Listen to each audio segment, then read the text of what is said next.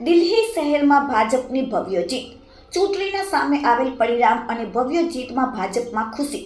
દિલ્હી ચૂંટણીમાં ભાજપની ભવ્ય જીત અંગે ભાજપ અધ્યક્ષ સી.આર. પાટીલની પત્રકાર પરિષદ। કેન્દ્રીય કેબિનેટ જળશક્તિ મંત્રી અને ભાજપ અધ્યક્ષ સી.આર. પાટીલ થોડી વારમાં પ્રેસ વાર્તા કરી। પ્રદેશ અધ્યક્ષ સી.આર. પાટીલની પત્રકાર પરિષદમાં રાજ્ય ગૃહમંત્રી હર્ષ સંઘવી, સાંસદ મુકેશ દલાલ, વન પર્યાવરણ મંત્રી મુકેશ પટેલ પત્રકાર પરિષદમાં હાજર રહ્યા। સી.આર. પાટીલે સંબોધનમાં કહ્યું કે ચૂંટણી લડતી હોય છે અને જીતાતી હોય છે। ભારતીય જનતા પાર્ટીએ અનેક ચૂંટણી હારી પણ છે। 27 વર્ષ બાદ દિલ્હીમાં ભાજપે ચૂંટણી જીતી। દિલ્હીના લોકો સ્વતંત્ર થઈ ગયા તેવું વાતાવરણ બન્યું છે। આવા લોકોને જાકારો આપવો જોઈએ તેવી લાગણી દેશના લોકો અનુભવી રહ્યા છે। સૌની અપેક્ષા અને લોકોનો વિશ્વાસ જીતી આ ચૂંટણીમાં વિજય મેળવ્યો છે। કોંગ્રેસ અને આમ આદમી પાર્ટીનો સફાયો થયો। આ ઘમંડી લોકોને જાકારો અને બહાર કાઢવામાં અમે સફળ રહ્યા છે। દરેક રાજ્ય આ દેશનો ભાગ છે। દિલ્હીની જીત બતાવે છે કે ઘમંડીઓ ચેલેન્જ કરતા હતા કે આ જીત તમે નહીં મેળવી શકો। લોકોએ આવી પાર્ટીને ઓળખતી બતાવી છે। દિલ્હીના લોકોએ ભારતીય જનતા પાર્ટીને જીત અપાવી। દિલ્હીના લોકોને પીએમ મોદીના હાથમાં ભવિષ્ય દેખાયું છે, જે વિશ્વાસ અને ભરોસો રાખી જીત અપાવી છે, જે બદલ દિલ્હીના લોકોનો આભાર। દિલ્હીના લોકોને હવે છુટકારો મળ્યો। સરકારની યોજનાઓનો લાભ દિલ્હીના લોકોને મળશે। મધ્યમ વર્ગના લોકોને પણ લાગે છે કે ભાજપ માત્ર મત માટે નહીં પરંતુ દરેક વર્ગના લોકોને સાથે લઈને ચાલે છે। 12 લાખ સુધીનો આવક પર ટેક્સ રાહત આપવામાં આવી, જેના કારણે નોકરિયાત વર્ગની બચત થશે અને જીડીપી ગ્રોથમાં પણ વધારો થશે। સત્તા પ્રાપ્ત કરવા માટે ચૂંટણી લડીએ છીએ। સત્તા મેળવવાની સાથે લોકોની સેવા કરવા ચૂંટણી લડીએ છીએ। અરવિંદ કેજરીવાલના ઠાલા વચ્ચેના કારણે લોકોને વિશ્વાસ ડગમગી ગયો। શિક્ષણનું સ્તર નીચું ગયું, જેની કોઈએ દરકાર લેવામાં ન આવી। દિલ્હીના ચોક્કસ વિસ્તારોમાં પાણી મળતું નહોતું। યમુના નદીમાં પ્રદૂષણ થયું, જે રોકવાની જવાબદારી મુખ્યમંત્રીની હતી। સી.આર. પાટીલે ભાજપના કાર્યકર્તાઓ અને સૌનો આભાર માન્યો। મીઠાઈ વડે એકબીજાનું મીઠું મોઢું કરાવી દિલ્હીની ચૂંટણીની ભવ્ય જીતની ખુશી વ્યક્ત કરી। સી.આર. પાટીલ સહિત નેતાઓ મીઠાઈ વડે એકબીજાનું મોઢું મીઠું કરાવ્યું। ઇલેક્શનો લડાતા હોય છે, જીતાતા હોય છે, હારતા હોય છે। ભારતીય જનતા પાર્ટીએ ઘણા બધા ઇલેક્શનો ભવ્ય જીત સાથે પણ જીત્યા છે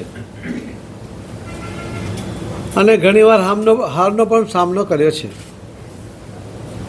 પરંતુ એક નાનું રાજ્ય એ ભારતીય જનતા પાર્ટીએ 27 વર્ષ પછી જીત્યો અને એનો આનંદ આખા દેશના લોકો ઉજવે ત્યારે આ જીત કેટલી ભવ્ય હશે એની કલ્પના દરેકને આવતી હોય છે। કોઈ જુલ્મી, કોઈ જૂઠા બોલો, લોકોને ભ્રમમાં નાખવાવાળો, ખોટા વચનો આપવાવાળો વ્યક્તિ ત્યારે સત્તા પર બેસી જાય છે। એનાથી જે છુટકારો મેળવવા માટે એ પ્રદેશના લોકો જે ઝઝૂમતા હોય છે એનો જીવંત દાખલો કે જાણે સ્વતંત્ર થઈ ગયા હોય એ પ્રકારનું દિલ્હીનું અને સાથે સાથે દેશનું પણ વાતાવરણ બન્યું છે।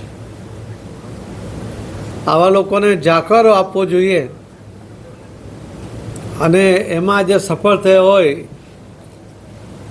એ પ્રકારની ભાવના, એ પ્રકારની લાગણી આખા દેશના લોકો અનુભવી રહ્યા છે। 27 વર્ષ પછી ભારતીય જનતા પાર્ટીએ સૌની અપેક્ષા પ્રમાણે તંદુરસ્ત હરીફાઈ કરીને,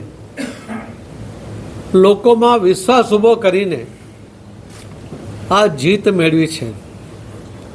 માનનીય પ્રધાનમંત્રી શ્રી નરેન્દ્ર મોદી સાહેબે આખા એમનો જે અશ્વમેઘ યજ્ઞ જે આખા દેશમાં ફરી રહ્યો છે, એમાં જે 3 રાજ્યોના છેલ્લા ઇલેક્શન એની અંદર આપણને જે જોવા મળ્યું છે, રાજસ્થાન હશે, હરિયાણા હશે, મહારાષ્ટ્ર હશે, મધ્યપ્રદેશ હશે અને દિલ્હી, આ દરેક જગ્યાએ જે રીતે કોંગ્રેસનો સફાયો થયો, આપ પાર્ટીનો સફાયો થયો અને આ ઘમંડી લોકો એમને આજે જાકારો આપવામાં, એમને બહાર કાઢવામાં સફળ રહ્યા છે। મોદી સાહેબ ક્યારેય જૂઠા વચનો આપતા નથી. એમની અનેક યોજનાઓને 100% લાગુ કરવા માટેનો એમનો પ્રયત્ન હોય છે અને સફળ કરવા માટેના પણ એમના પૂરતા પ્રયત્નો હોય છે, જે સફળતા પણ પામે છે. કોઈ ખોટી લાલચ આપ્યા વગર તંદુરસ્ત હરીફાઈ કરીને એક રાજ્યને નહીં પરંતુ આખા દેશને સાથે લઈને આગળ વધવા માટેનો એમનો પ્રયત્ન છે. દરેક રાજ્ય આ દેશનો ભાગ છે એવી ભાવના દરેક મતદારોના મનમાં ઊભી કરીને એ જીત હાંસલ કરતા હોય છે. આજે આ દિલ્હીની જીત એ જ બતાવે છે.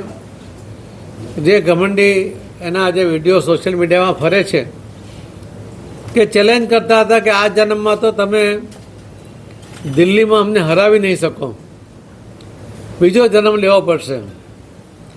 આ જન્મની અંદર એમને સત્તા પરથી જવું પડ્યું. જે 99 સીટ લોકસભામાં જીતીને 543માંથી જ્યારે 99% માર્કે પાસ થયો હોય એ પ્રકારનો ભ્રમ પેદા કરવાના નેતાનો પણ એમની પાર્ટીનું ખાતું પણ નથી ખુલ્યું. કદાચ આખા દેશમાં જે નેશનલ પાર્ટી હતી એનો એક પણ સભ્ય ન હોય એવા જે સૌથી વધુ રાજ્યો આજે આપણા દેશની અંદર છે. અને એ જ બતાવે છે કે લોકોએ આટલા વર્ષના પારખા પછી એમને પણ ઓળખી લીધા છે. મોદી સાહેબમાં અને ભારતીય જનતા પાર્ટીના વિચારધારામાં વિશ્વાસ રાખીને દિલ્હીના મતદાર ભાઈ બહેનોએ જે રીતે ભારતીય જનતા પાર્ટીના ઉમેદવારોને